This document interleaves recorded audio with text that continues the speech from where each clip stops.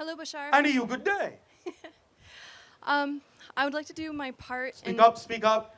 I would like to do my part in protecting my husband and protecting him. From what? A reptilian made himself known to us, and it very much frightened him. All right. And now we're filled with fear, and we're always trying to live our life without having that. And all right, but you understand the paradox in what you're saying? That is halfway. The belief that you need protection comes from a fear-based reality, a fear-based belief system. The belief that you need protection invites the idea of attack. If you understand that nothing can attack you, nothing can harm you, if you don't operate on the same frequency domain, then you will understand you don't need protection because you'll be invisible to anything you are not the vibration of. One moment. However, if you don't have a belief system that works that way, then obviously you do have to honor your belief system. So if you need a permission slip, if you need to believe in something that acts as protection for you, there is nothing wrong with that. All we are saying is just understand that you're the one creating the scenario that you need protection from.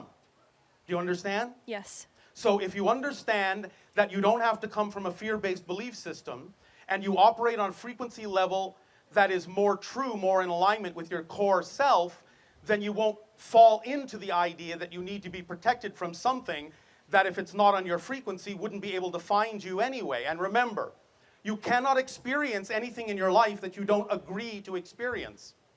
You are your own reality experience. Everyone is their own reality experience. Everyone is their own unique point of view of all that is. You are, in a sense, really a universe unto yourself.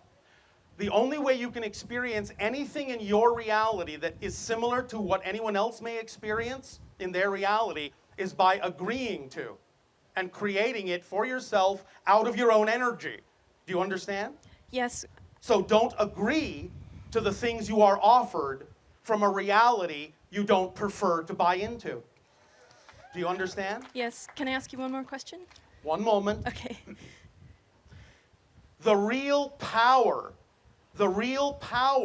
of what you might call a negatively oriented being, whatever that may be, the real power is to get you to believe they have power over you, which they don't. Do you understand? That's the trick.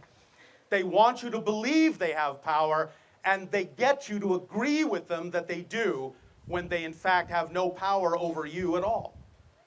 Thank Do you understand? Thank you. All right. What else? Do you know if the Palladians were able to reach that point of understanding because we feel that he might be that from his past? The Pleiadians, in their evolution, as they exist now in linear time, have reached that level of understanding and beyond. Yes? Do you think he can tune himself back? Speak up, speak up. Do you think he can tune himself back to that state of mind? If he chooses to prefer the state of mind, then he will change to that state of being. If he still is giving himself reason to choose something he doesn't prefer, then he will not change. You have to find out what definitions are being bought into that would create seemingly logical reasons to hold on to something he doesn't prefer. Because the only reason you would hold on to something you don't prefer is because you're creating a reason to do so that seems to countermand what you prefer as actually being more beneficial than what you say is beneficial. You need to find what that definition is that you've attached to the negative thing and change that definition so that you understand how to move in the direction of what you do prefer instead of giving yourself excuses and reasons to hold on to something that you don't prefer. Does that make sense?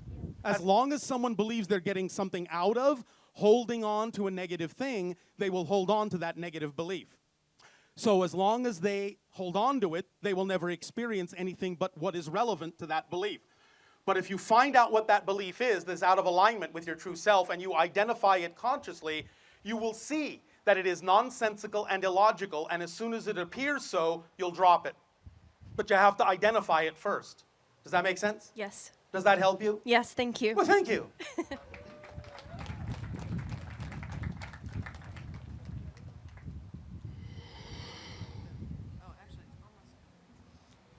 Good day, Bashar. And to you, good day.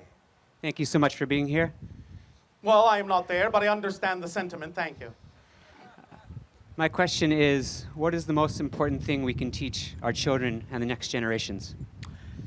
As we have already said to some degree, the idea of what their highest excitement is, you can guide them in this, but the idea is also to teach them true consequences of choices. Help them by creating interactive learning in a way that adapts the lesson to their excitement instead of attempting to adapt their excitement to the lesson. Do you understand? Because when a child is excited about learning something, you will not be able to stop them from learning. And if you teach them interactively what the consequences of choices are they might make, then they will understand in a safe environment supplied by the adult, by the guide, what kind of consequences they will experience based on the choices that they are buying into. And you can also teach them one very important other thing, and that is every single being is as powerful as they need to be to create whatever they desire without having to harm anyone else in order to get it. Do you understand? Yes, I do. The idea on your planet many times is that people express what they think of as power by dominating others. But the idea is that if you have to force an idea on someone, then there is no power in that idea, and you don't really believe in it yourself. Because if you did believe in the power of the idea, you would know you don't have to force it on anyone. Everyone will eventually gravitate to where the real power is. So the idea of domination and forcing a way of life on someone is actually a sign that you actually are feeling disempowered and are trying to control your outer environment to give you some sense of the power that you believe you lack. But no one actually lacks power. So if you can teach people that they are truly always self-empowered, you will find that everyone will then be in harmony because there will be nothing to fear. It's about the idea of really learning to use the power of the illusion instead of falling under the illusion of power. Do you understand? Yes, thank you very much. Does this help you? Very much so. Thank you. Thank you.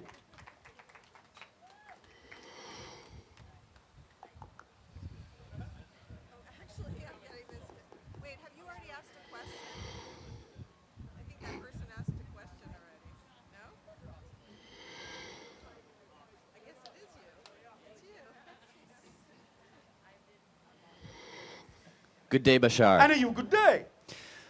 My question is, how are we going to break free from the shackles of resource exploitation? And what is happening with our planet? Is climate change a real threat to our civilization? All right, well, in some senses, yes, but not necessarily as much as you may think. First of all, climate change and cycles in climate are a natural phenomenon. Now, the things that you're doing with your technology has accelerated it.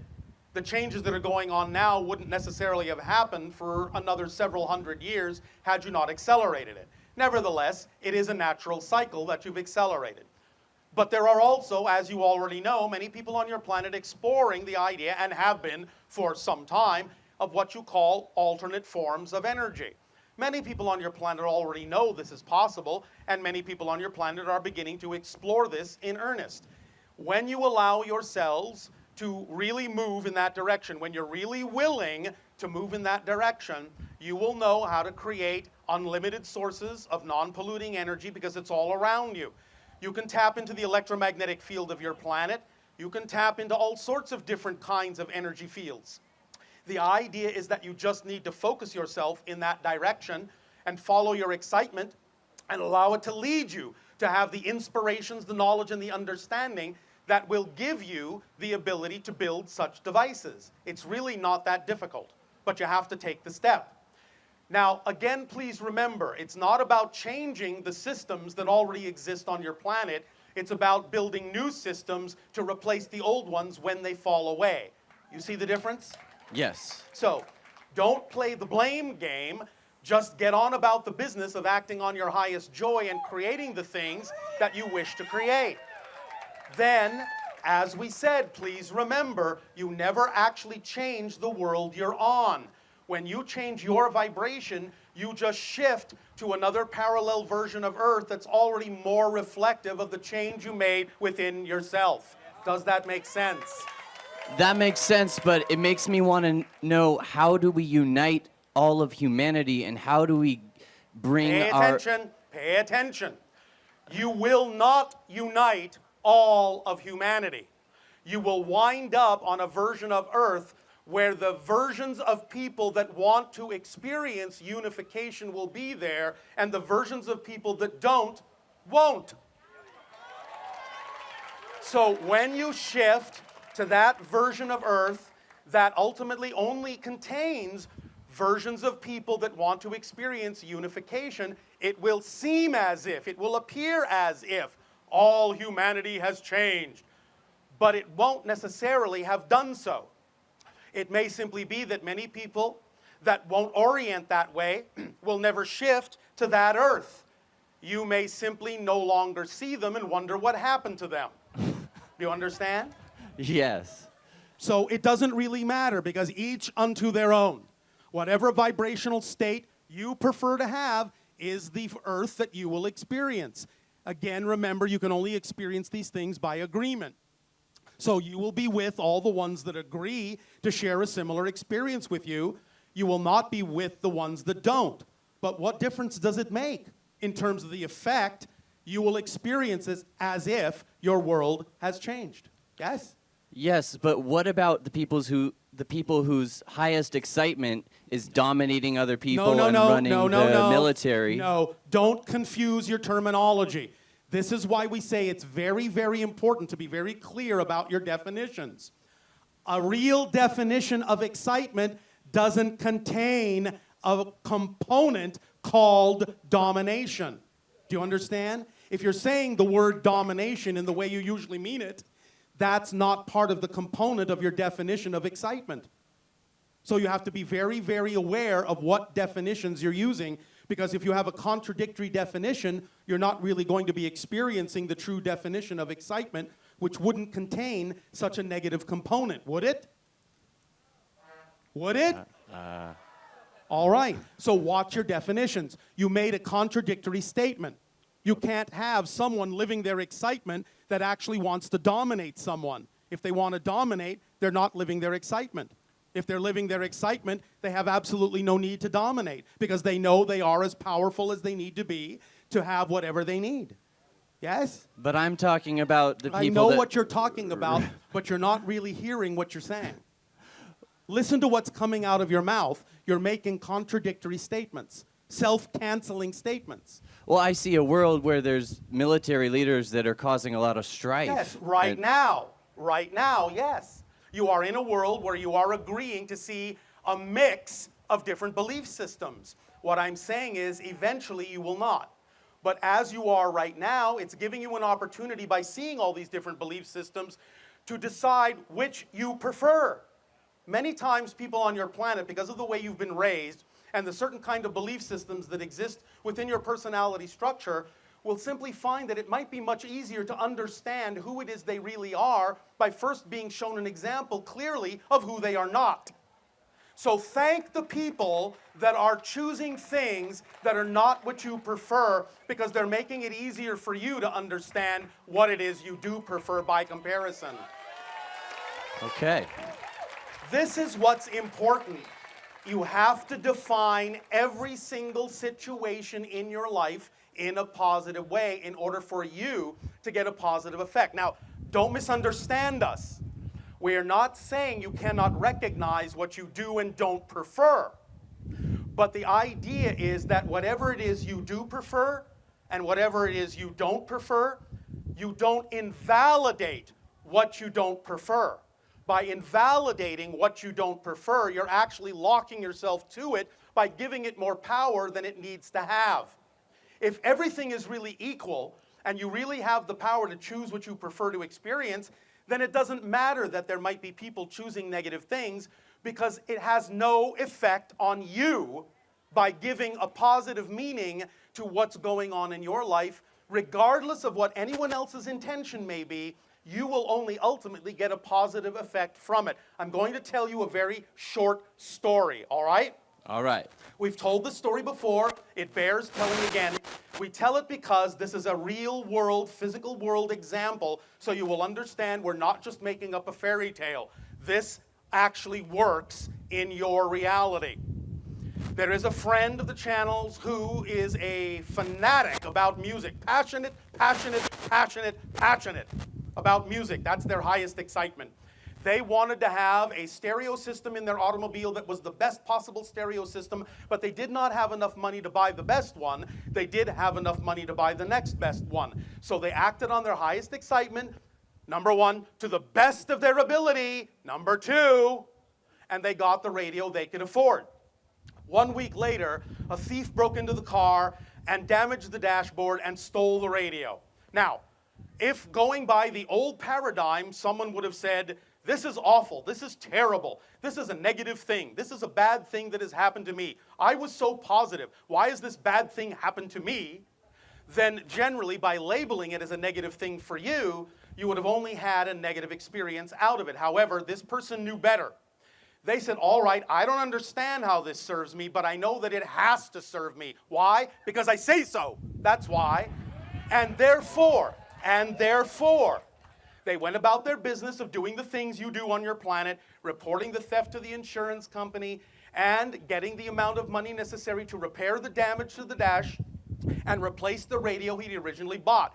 But when he went to the auto repair place, the person looked at the damage and said, you know, it's not really as bad as you think. I can fix that in a jiffy, and did so quickly, he didn't charge the person for the repair. And now the person's standing there looking at the money they have from the insurance company, and it is, to the penny, the amount of the original radio they wanted to buy. That's the way life works when you allow it to. It's not a fairy tale. That's the way life works if you stay in the positive state. It doesn't matter that you might recognize that the thief was acting out of a negative state, that it was something that you don't prefer, but he didn't invalidate it. And by not invalidating it, he's staying in a positive state. He was only able to get a positive effect even out of a negative action by someone else. That's the point. Does that make sense? That makes sense, but it makes me wonder about the people that get killed or blown up by American bombs. Yes. And how that philosophy applies to them.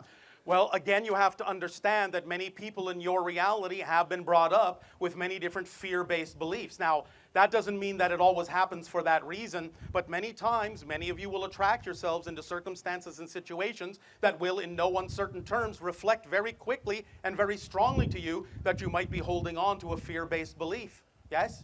Okay. So you will attract yourself into danger. And if you attract yourself into what might be a dangerous situation, well, then you are increasing the odds that something dangerous will happen to you. So you're saying people that lived in Afghanistan that got a bomb dropped on them somehow attracted that a bomb onto them because of I their know that sounds paradigm? overly simplistic, but look at the nature of the structure of many of the different social, religious, and governmental systems on your planet that teach people to think of themselves in self-depreciating and negative ways. And thus then, what kind of consequences can there be if someone considers themselves a victim, but the idea that they attract someone weak enough to actually be a perpetrator? Do you understand this concept? It takes a victim to make a victim. Both the perpetrator and the victim are victims because they are both being weak in the sense that they are choosing negative choices to believe in more strongly about themselves and then experiencing the consequences of those choices. Many times those choices might even be unconscious.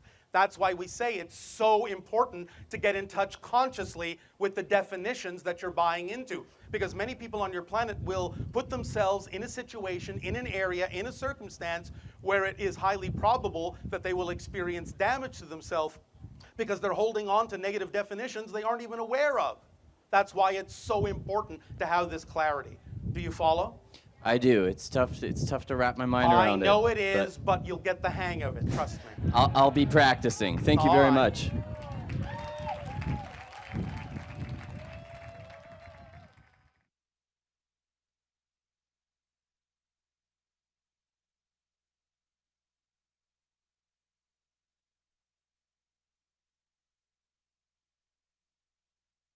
We understand that many of the definitions and belief systems that people on your planet have been brought up with may make it seem very often very difficult to have a different point of view.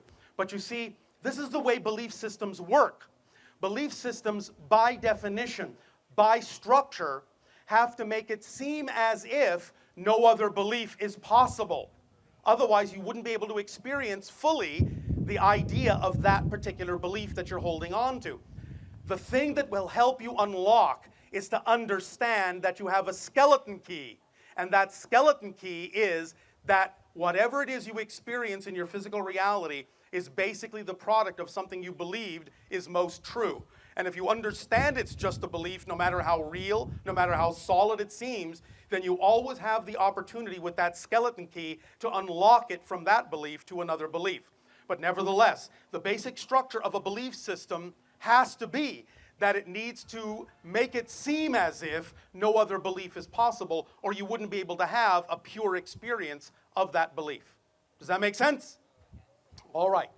When it is a negative belief, it will carry with it an even stronger inclination to not buy into anything positive. You have to really rise above the idea of what seems to be a very difficult thing to do, because nothing, no situation is inherently difficult. Yes, of course, there are challenges. You need them to grow. Yes, of course, there is creative pressure. You need it to be imaginative and creative. But that doesn't mean you have to suffer and struggle. No situation has built-in difficulty. Only your definitions make it appear to be more difficult than it needs to be. So if you're experiencing that kind of difficulty, what you know is happening in that moment is there is resistance to the natural self. That's what pain comes from. That's what struggle comes from. That's what difficulty comes from. Resistance to the natural self. But if you can always remember when you may be experiencing that kind of difficulty, that that's just coming from the belief, that it's just attempting to get you to believe that it's the only belief you can buy into and that no other belief is possible. If you can remember that the belief is simply giving you that information, then you can unlock yourself from any belief because you know it's just a belief. Does that make sense? All right. Please proceed. Hello, Bashar. And to you, good day. Speak up, speak up. Thank you.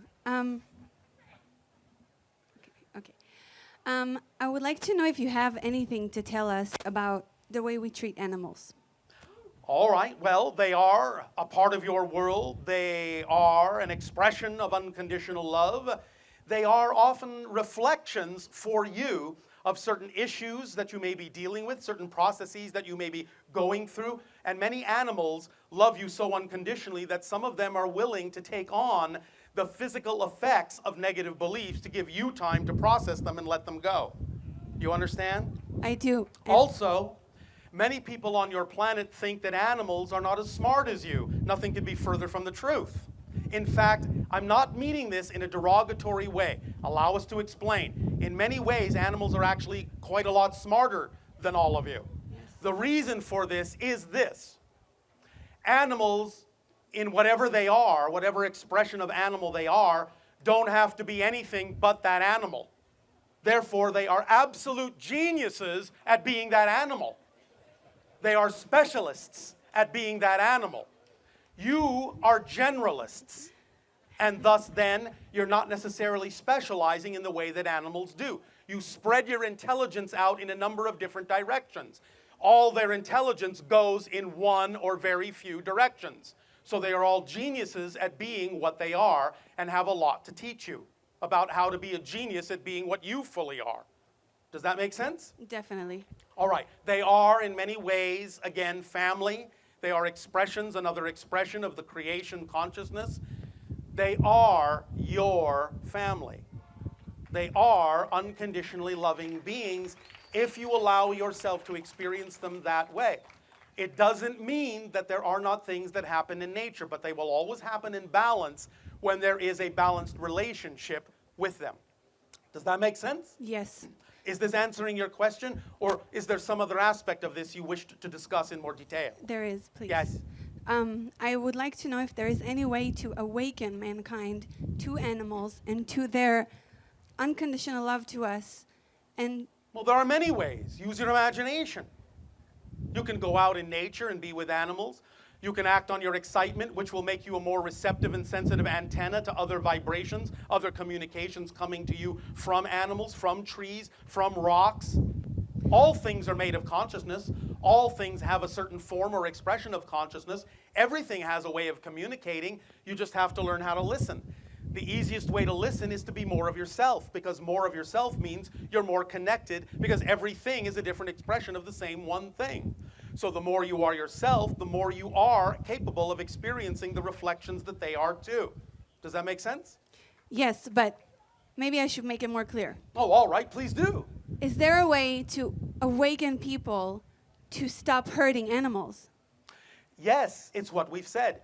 Teach them about the idea that animals are not less than you. Show them demonstrations of their intelligence. Many people on your planet are beginning to do this now. Yeah. Look at all the examples that exist on your planet now that, even though they've been going on for hundreds and thousands of years, you are only just noticing. How long did it take you to notice that birds use tools?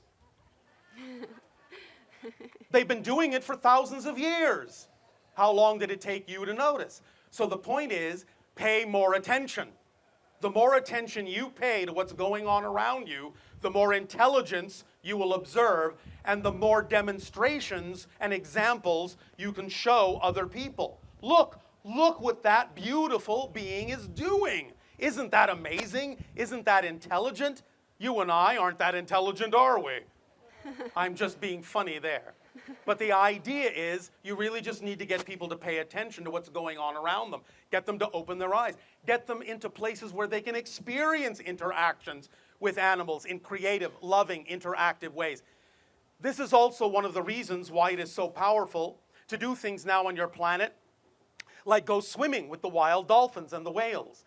They are, shall we say, the keepers of the sea, as you are the keepers of the land, in a sense. Yeah.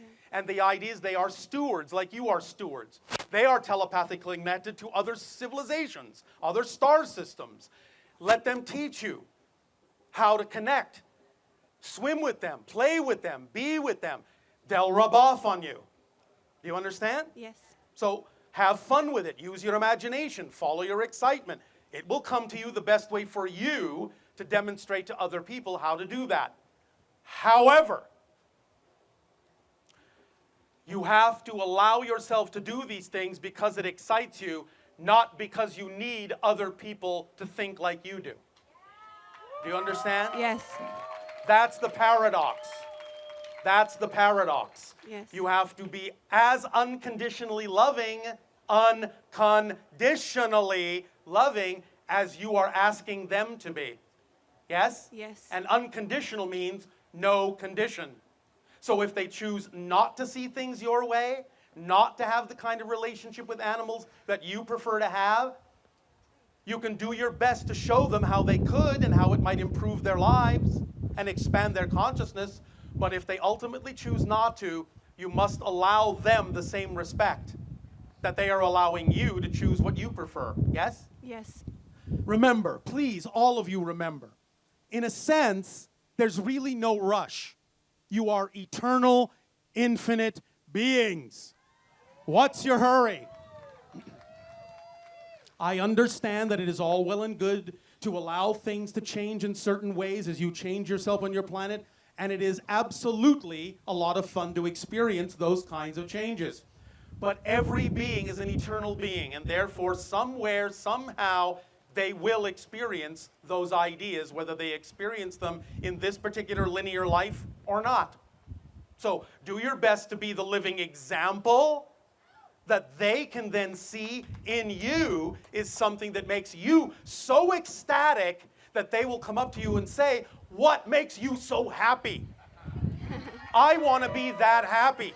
I want to be that loving. I want to be that free. I want to be that creative. I want to be as inventive as you, as imaginative as you, as abundant as you. How do you do it? There's your lead in. And then you've opened the door, they've opened the door, and you can lead them through it.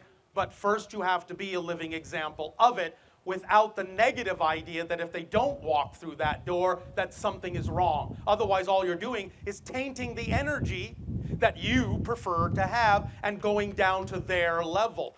The phrase in your Bible, "judge not lest ye be judged," doesn't mean that you're being judged from outside. It means that as you judge someone, you judge yourself and take yourself down to that level. So if that's not where you prefer to be, don't buy into the negative side of it. Just be the positive, living example that they will all want to emulate.